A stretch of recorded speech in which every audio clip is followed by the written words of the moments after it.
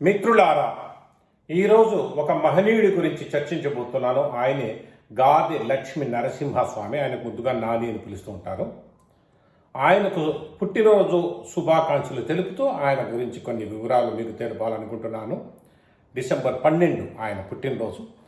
December 12 అయితే ఒకరోజు 2 రోజులు ముందే చేయడానికి కారణం ఆయన గురించి అందరికీ తెలవాలి ఒకరోజు ముందే అనే ఉద్దేశం. ఆ డిసెంబర్ 12 ఏంటో మహనీయులందరూ పుట్టారు.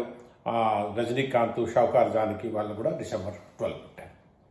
సరే, ఆయన బీకామ్ చదివిన తర్వాత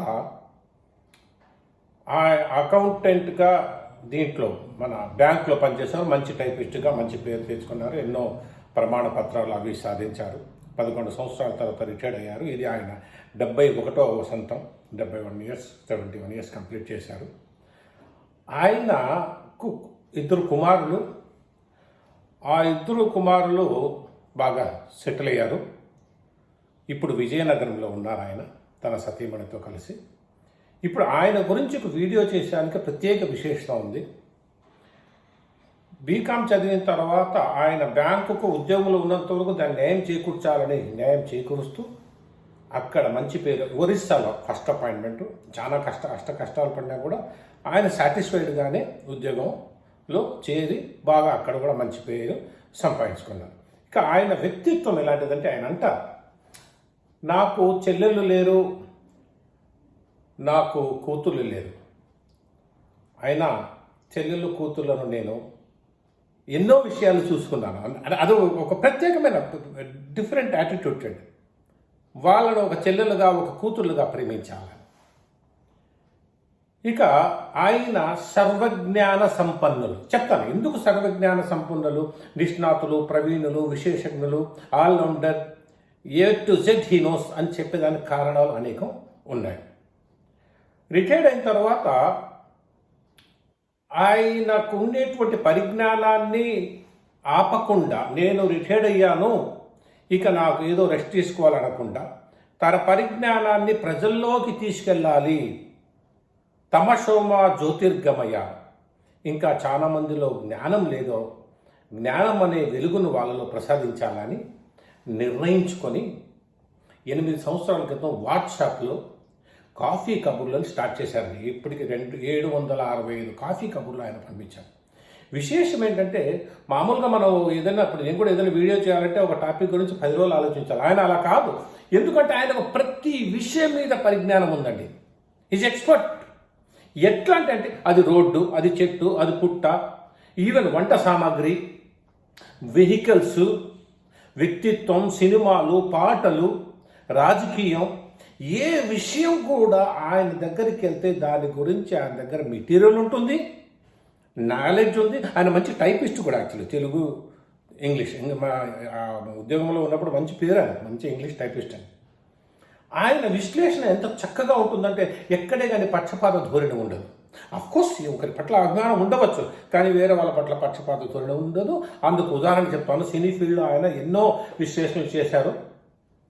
ఆయన వ్యక్తిగతంగా అక్కినేని నాగేశ్వరరావు అభిమాని అయినా కూడా రామారావు గురించి ఎంతో చక్కగా రాశారు. రామారావు గురించి ఎన్నో మంచి సినిమాల గురించి, ఆయన నటన గురించి చక్కగా వివరించారు. అది ఆయన గొప్పతనం. ఇంకా సినీ ఫీల్డ్లో ఆయన ఏ పాట గురించి రాసినా కూడా, ఆయన హిందీ పాటలు చాలా బాగా వింటూ ఉంటారు, వాటి గురించి రాస్తూ ఉంటారు. ఏ సినిమా గురించి రాసినా కూడా ఎంత చక్కగా, ఆ మధ్యలో ఇద్దరు మిత్రుల సినిమా గురించి రాస్తూ ఉంటే ఇంత నాలెడ్జ్ ఒక వ్యక్తికి ఉంటుంది. ఆ నిర్మాతకు ఉందో లేదో తెలియదు, హీరోకు ఉందో లేదో తెలియదు, కానీ ఈయనకు అత్యంత గొప్ప నాలెడ్జ్ అండి ప్రతి విషయం. ఆయన కాఫీ కబుర్లు, ఇప్పుడు ఫర్ ఎగ్జాంపుల్ ఇది టేబుల్, ఇది కాగితము, ఇది ఫోను, వాటి గురించి ఏది ఎదురు కనిపెట్టి దాని గురించి ఒక వ్యాసం రాసిస్తారు.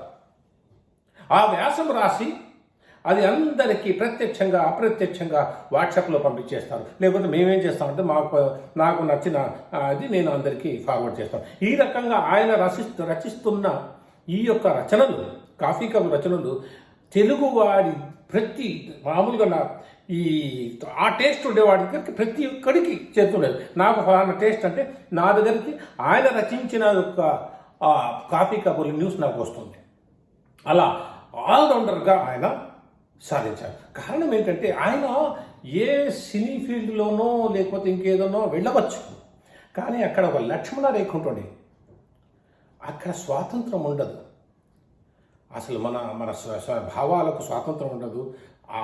వాళ్ళు చెప్పినట్టు రాయాలి, లేకపోతే ఇది వద్దు అది వద్దు ఉంటుంది. అందుకనే ఫ్రీలాన్స్ లాగా ఆయన ఏం చేస్తారంటే సొంతంగా నా ఆలోచనలను, నా భావాలను నేను జనాల వరకు తీసుకెళ్ళాలని ఆయన నిర్ణయించుకున్నారు. అసలు ఆయన ఎంత గొప్పవారంటే దయ, కరుణ, మమత, అనురాగం, ప్రేమ, వాత్సల్యం, స్నేహం, సహనం, మంచితనం, ఇవన్నీ భావాలు ఆయన కూడగొట్టుకొని పరమత ద్వేషం లేదు ఆయనకు. ఎన్నో విషయాలు చిన్నప్పటి నుంచి ఆయన కౌన్సిలర్ అండి. యాక్చువల్లీ చాలా చిన్నప్పటి నుంచి తనకంటే చిన్న వాళ్ళకు ఇక తెలియని విషయాలు ఏదో ఎవరికైనా తెలవాలంటే అది ఈ రకంగా మీరు చేయండి, ఈ రకంగా చేయండి, ఈ రకంగా చేయండి అని. ఆయన షిరిడి సాయి యొక్క భక్తుడు. ఆయన ఆ షిరిడి సాయి బోధించిన బోధనలు కూడా ఆయన ఎన్నో రకాలుగా జనాలను వివరిస్తూ వచ్చారు. ఆయన మరో విషయం ఏంటంటే స్నేహశీలి, మృదు స్వభావి, తన భావాలను అందరి వరకు చేరాలనేటువంటి ఒక చిన్న తపన, ఇలాంటి ఆలోచనలతో చూడండి. ఒక చిన్న ఉదాహరణ, ఆయన ఇంట్లో కూర్చోవచ్చు, రెస్ట్ చేసుకోవచ్చు. 2 కొడుకులు, దుబాయ్లో పనిచేస్తాం, హైదరాబాద్లో పనిచేస్తాం, హాయిగా ఉండొచ్చు. కానీ ఈ వయసులో కూడా ఆయన టైప్ చేయాలి, వాటి పేషెంట్స్గా అందరికి పంపించాలి అని నేను మామూలుగా ఎప్పుడన్నా చర్చిస్తుంటాను. ఏమండి అంటే సార్ ఇంకా అంటే ఆయన ఆలోచన 102 వరకు నేను తన 102వ సంవత్సరం వరకు నేను ఈ రకంగా ఈ సేవ చేస్తూ ఉండాలి అంటే, ఇలాంటి సేవ చేసేదానికి ఆయనలో ఉండేటువంటి గొప్ప లక్షణాలకు ప్రోత్సహించిన ఆయన కుమారులకు, ముఖ్యంగా శ్రీమతి నాని గారికి నా ప్రత్యేక ధన్యవాదాలు, లేకపోతే వాళ్ళకు అభినందనలు. ఆమె చాలా చక్కగా కాఫీ చేసిస్తే ఈయన గారు కాఫీ తాగి ఆ రోజు టైప్ చేసేసి దాన్ని ఫార్వర్డ్ చేయడము. దానివల్ల దానికి ఆర్థికంగా ఏమి రాదండి, నాకు తెలిసిన విషయం. ఆర్థికంగా రానప్పటికీ కూడా ఇది నలుగురికి చేరాలనేటువంటి ఒక తపన, అందరికీ తెలవాలనేటువంటి ఒక ఆశ ఆయనలో ఉంది. అచీవ్మెంట్స్ చాలా చేశారనే, ఉద్యోగంగా ఉన్నప్పుడు ఎన్నో ప్రమాణ పత్రాలు సాధించాడు. ఎంతోమంది మిత్రులు ఆయనకు ఫోన్ చేస్తూ ఉంటారు, ఎంతో ఆయన అభినందనలు చెప్తారు. లేకపోతే ఇలాంటివి ఇప్పుడు నేను చేస్తున్న వీడియో కానీ లేకపోతే ఈ రచనలు కానీ ప్రోత్సాహం లేకపోతే చేయలేమండి, ఆపేస్తాం. ఎందుకు ఎవరు చదవడం లేదు, కానీ చదువుతున్నాం. సరే, ఈ రకంగా ఆయన జీవితం ఇంకా మనస్ఫూర్తిగా కొనసాగాలని, మరెంతో నేను ఇంతకుముందు చెప్పినట్టు తమసోమా జ్యోతిర్గమై, ఈ ప్రస్తుత యువతకు ఎంతో నాలెడ్జ్ అవసరం. మీ వెలుగును నాలెడ్జ్ రూపంలో తమసోమా జ్యోతిర్గమయ చేయండి.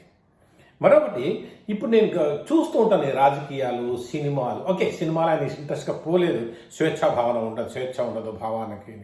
సరే, నాకు తెలియక అడుగుతాను, ఇప్పుడు రాజకీయాలు ఎలా అయిపోయినాయంటే అండి, కనకపు సింహాసనమున వద్దులండి, పూర్తిగా వద్దు, అలాంటి స్థాయిలో రాజకీయం కొనసాగుతున్నది. కానీ ఇలాంటి తెలివైన వారి ఇంటికి అంకితమై టైప్ చేసుకొని వాట్సాప్లో పంపించుకుంటూ కూర్చుంటారు.